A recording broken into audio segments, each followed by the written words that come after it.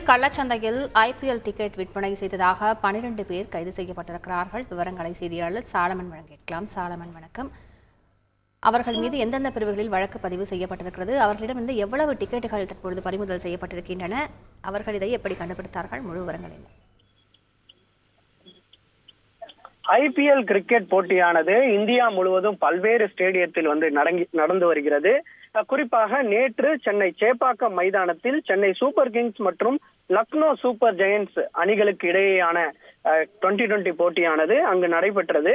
இதற்காக சுமார் 1500க்கும் மேற்பட்ட போலீசார் சென்னை சேப்பாக்கம் மைதானத்தை சுற்றிலும் பாதுகாப்பு பணியில ஈடுபட்டு இருந்தனர். குறிப்பாக தொடர்ச்சியாக இந்த கள்ளச்சந்தையில் இந்த போட்டிக்கான டிக்கெட்டை விற்பனை செய்யும் நபர்களை தொடர்ச்சியாக ரோந்து பணியில் ஈடுபட்டு அவர்களை கண்காணிக்கும் பணியில் ஈடுபட்டனர். அவர்கள் கள்ளச்சந்தையில் விற்பனை செய்யப்பட்டால் உடனடியாக அவர்களை கைது செய்யும் நடவடிக்கையிலும் திருவள்ளிக்கேணி போலீசார் ஈடுபட்டு வந்தனர். இந்த நிலையில நேற்று நடந்த சென்னை சூப்பர் கிங்ஸ் மற்றும் லக்னோ சூப்பர் ஜெயின்ஸ் அணிகளுக்கிடையான போட்டியில் மொத்தம் 12 நபர்கள் கள்ளச்சந்தையில் டிக்கெட் விற்பனை செய்ததாக திருவள்ளிக்கேணி போலீசார் கைது செய்துள்ளனர்.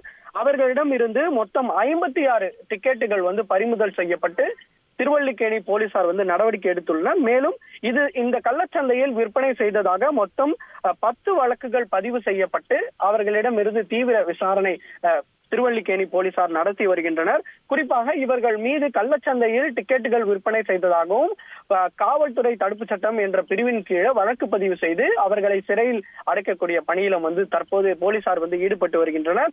தொடர்ச்சியாக யார் எல்லாம் கள்ளச்சந்தையில் ஆன்லைன் மூலமாகவும் அல்லது நேரடியாகவும் விற்பனை செய்யக்கூடிய நபர்களை திருவள்ளிக்கேணி போலீசார் தொடர்ச்சியாக ரோந்து பணியில் ஈடுபட்டு அவர்களை தடுக்கும் பணியில ஈடுபட்டு வருவதாக தெரிவித்துள்ளனர்.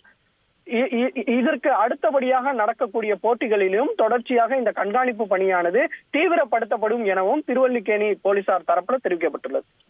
முழு விவரங்களுக்கு நன்றி சாலமன். செய்திகளை உடனுக்குடன் தெரிந்து கொள்ள உடனே சப்ஸ்கிரைப் பண்ணுங்க.